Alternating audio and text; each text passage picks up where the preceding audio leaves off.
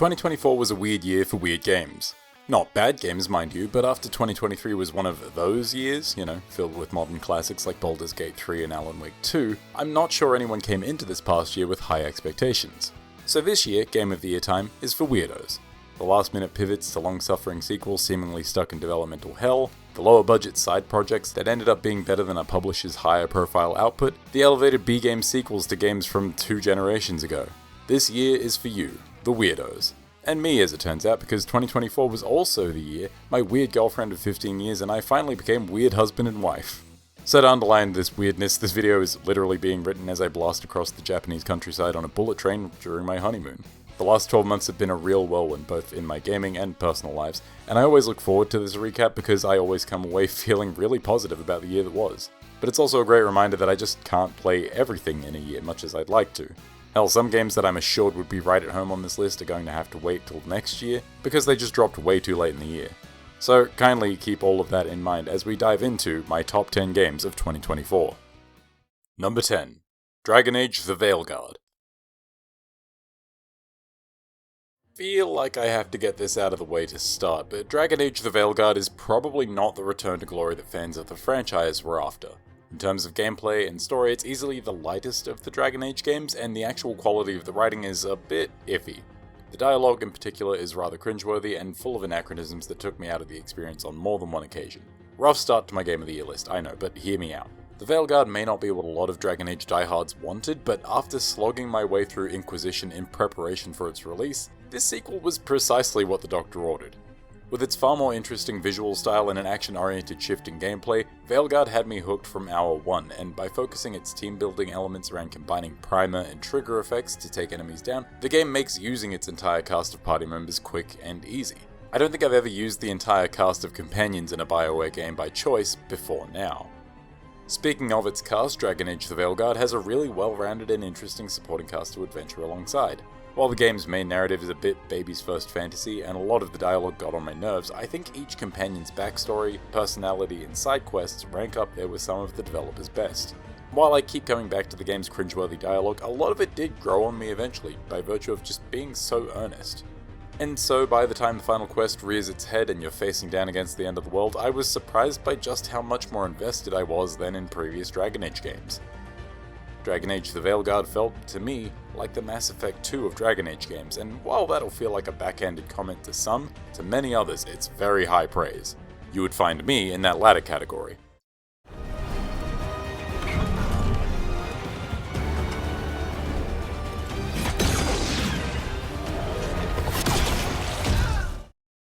Number 9. Crow Country. 2023 was a huge year for games and horror games specifically. Resident Evil 4 had its incredible remake, as did Dead Space, and who could forget the multimedia tour de force that was Alan Wake 2. By comparison, 2024 hasn't been quite so spooktacular, but there have been a few bright spots for fans of fear. For most, that would come in the form of Bloober Team's surprisingly good remake of Silent Hill 2, but for me, the horror highlight of 2024 was PS1 survival horror throwback, Crow Country.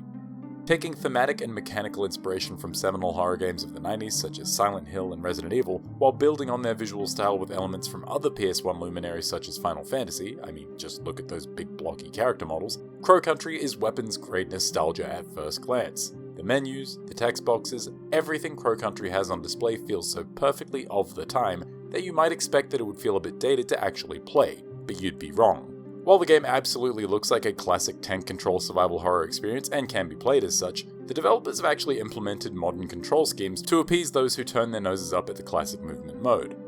I think the thing that surprised me most about this option is that the game's backgrounds absolutely look pre-rendered, which would require fixed camera angles to make the most of, but they aren't.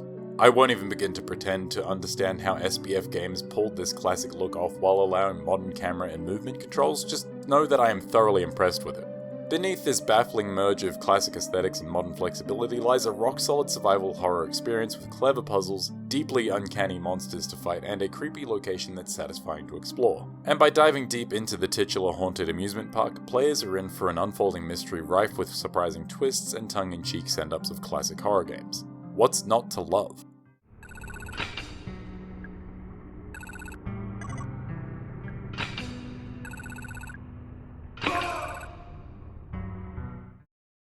Number 8.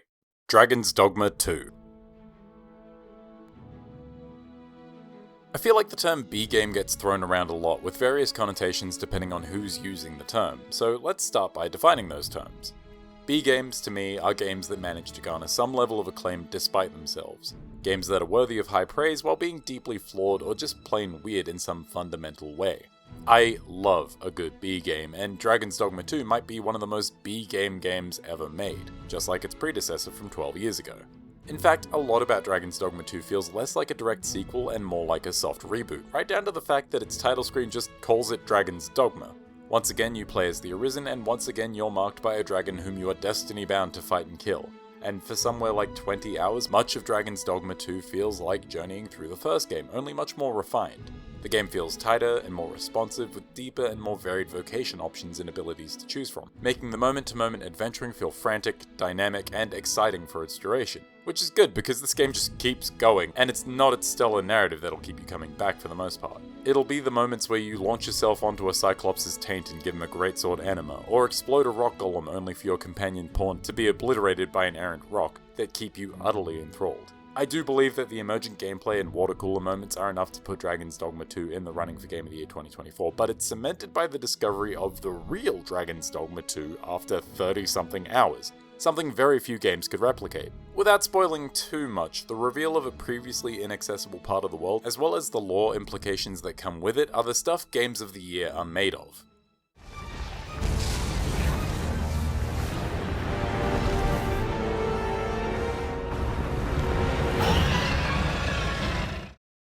Number 7. Marvel Rivals. When I say 2024 was a year for the weirdos, I think a Marvel-themed competitor to Overwatch that's not only 8 years late to the party, but also super good, fits the bill perfectly.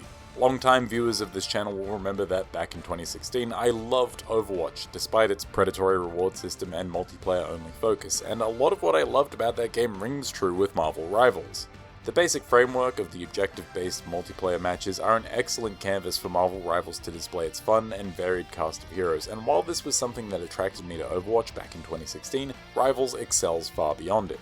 The Marvel property is filled with weird and fun characters, and this game brings them to life in such an interesting way that it feels great to switch between heroes and roles on a game-by-game basis.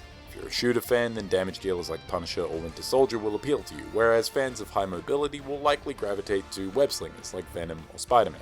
It's wild just how many roster options Marvel Rivals provides, with something like 35 heroes on offer out of the gate, and many more to drop in the near future. And each hero on the roster just looks super cool. Genuinely, Marvel Rivals features some of the best renditions of Marvel's stacked lineup of characters ever seen, whether we're talking about films, games, or even the source material. This overwhelming variety and undeniable style makes it easy to overlook the lack of a single-player mode and unpaid reward scheme. Seriously, all cosmetics being paid only and looking that good should be illegal. And somehow the game seems to work flawlessly at launch. For the entirety of Season 0, I've had very few dropped games, negligible amounts of lag, and incredibly fast matchmaking. I'm absolutely not a multiplayer guy anymore, I'm far too old and my reflexes are far too bad, but Marvel Rivals makes a strong case for me changing that. It's fast to pick up, it looks phenomenal, and I'm very rarely not having fun with it.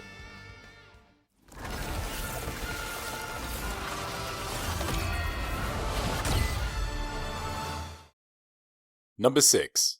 Warhammer 40k Space Marine 2. If I had 50 cents for every sequel to a B game that released over a decade ago that made it into this Game of the Year list, I would have $1, which isn't a lot, but it sure is weird that it happened twice. To preface, Warhammer 40k has always been something of a blind spot in my nerd knowledge base, but I've always vibed with the excruciatingly overdesigned grimdark aesthetic and excessive levels of edge it presents at a surface level. I just don't have the time, money, or space to indulge in the tabletop hobby. But I can do video games, and evidently, so can Warhammer 40k. Space Marine 2 at first glance looks like a straightforward hack and slash title of the 360 era, and it'd be disingenuous to claim that it isn't that, but what keeps it from becoming this mind-numbing button masher is how it intertwines satisfying combos, dodges, and parries with a health and armor system that somehow makes you feel indestructible while keeping the world of 40k threatening.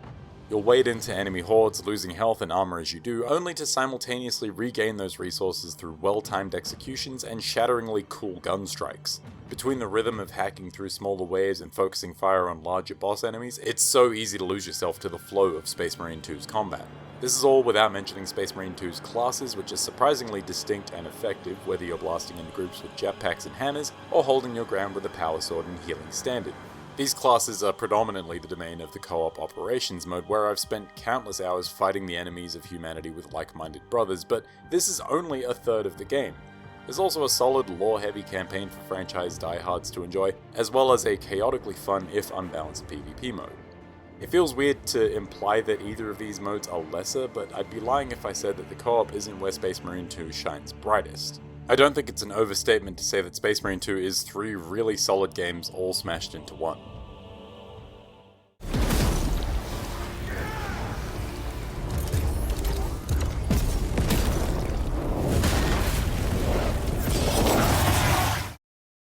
Number 5. Like a Dragon, Infinite Wealth.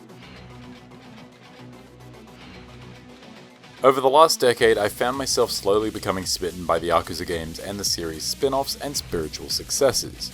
Back in 2020, I found myself testing the JRPG waters with Yakuza Like a Dragon, and found that, while it delivered on the abundant heart and strangeness I'd come to love from Yakuza, the gameplay just didn't do that much for me.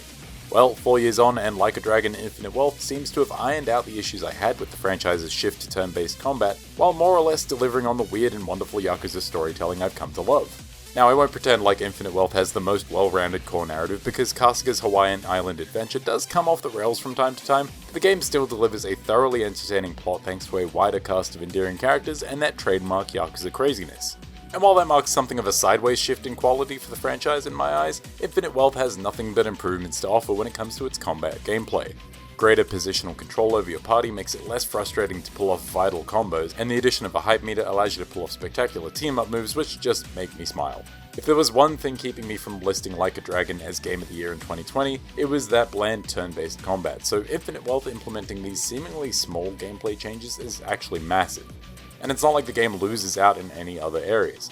Infinite Wealth still features insane side stories filled with moments that are both touching and hilarious. It still offers a shocking amount of minigame content, from food delivery games to modes cribbing from Pokemon and Animal Crossing, and not only does it feature a brand new map to explore with Hawaii, which is huge for this franchise, it also lets you go back to Yokohama to explore.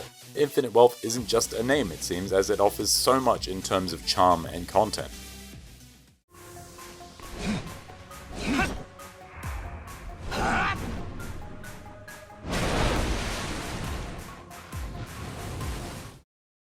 Number 4.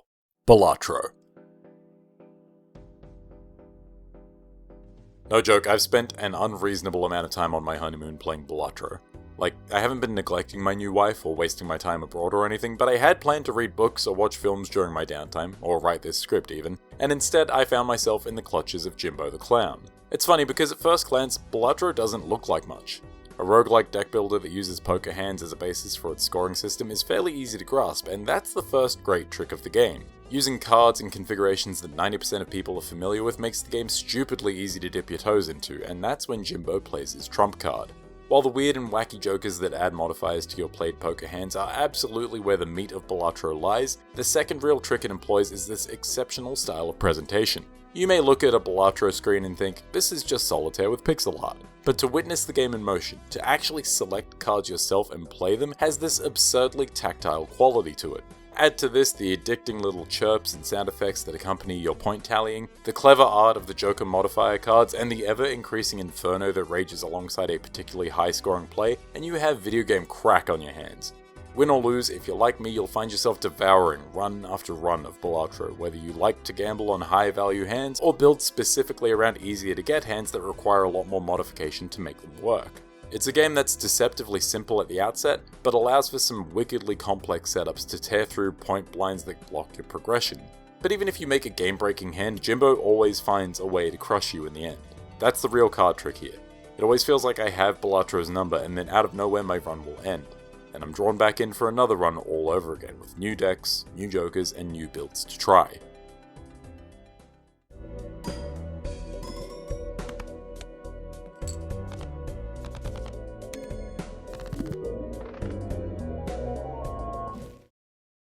Number 3. Prince of Persia: The Lost Crown. Ubisoft and I have something of a contentious relationship these days.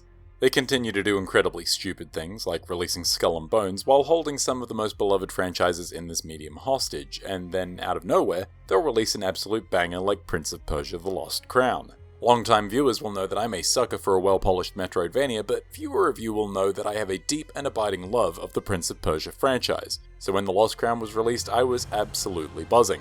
From the moment I picked the game up, I was pleased with its sharp controls and anime-inspired art style, and my delight with The Lost Crown only increased. A constant trickle of time-based abilities with utility in both combat and platforming keep those twin mechanical pillars engaging from start to end without either becoming overwhelming. Although Prince of Persia often challenges you to use your entire skill set to its fullest, whether with intense platforming sequences or badass boss battles, the pacing of skill unlocks work so that you're bound to have a good grasp of each tool's capabilities just in time for something new to be added to your toolset. Putting new abilities to the side, it also feels like there's a bunch of new stuff to discover around every corner of the Lost Crown's extensive map. Upgrade currencies, amulets that customize your playstyle, shortcuts to previously unlocked areas, the cursed city of Mount Kaf is brimming with reasons to explore it.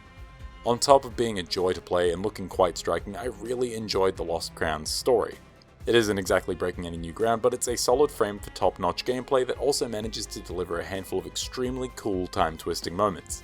There are even a couple of questions left unanswered by the end, which is kind of refreshing. They aren't tough to answer, but I like that the Lost Crown trusts players who care enough to put the pieces together for themselves. Now, if only we could trust Ubisoft to put the puzzle pieces together to realize why they need to market their games for them to be successful. It is a goddamn crime that the Lost Crown didn't do better, and I blame all of you.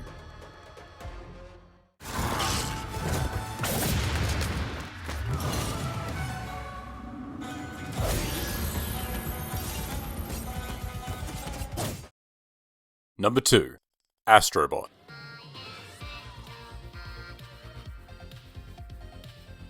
It would be reductive to call Astrobot a nostalgia-driven ad campaign for the PlayStation brand built off the backs of countless franchises that are absolutely not being utilized by the console giant at time of writing. It would be reductive, but it wouldn't be wrong. The catch is that despite this thick layer of nostalgia that I know I should be cynical of, I can't help but crack a smile every time Astrobot parades the trappings of a long-forgotten franchise out in front of my face. Maybe I'm the problem. Or maybe it's that Team Asobi have such an unabashed love of the properties they have plastered all over their game that it's infectious. Every themed bot you rescue dressed as a beloved hero of PlayStation's past, every silly little animation that references adventures from the past 3 decades, it's all so lovingly crafted that it's really hard not to fall back on the fanboy reflexes of my early years as a fan of video games. It would be silly to put Astrobot so high on this list if it was all for the nostalgia though, right? If this was just because the game threw a level that played like Ape Escape or Uncharted at you, then I think I'd lose all credibility, and rightfully so. No, Astrobot earns such a high spot on this list by simply being the most fun platformer I have played in years. It has incredibly sharp controls, equally tight challenge sequences, and so many ideas to supplement its basic gameplay that some of them get used once and then they're never seen again. Seriously, you'll get these extendo gloves for punching enemies and level elements, and they'll get used maybe 3 times. The shrinking mechanic takes center stage once, and they're often really fun gameplay gimmicks too. My personal favorite is the slow-mo pack that, well, lets you slow the world down, and you just get to do some really cool stuff with it. And then yeah, the PlayStation love should feel gross and corporate, but it's really hard to not get swept up in the hype when everything Astrobot is doing, it's doing with genuine love and expert execution.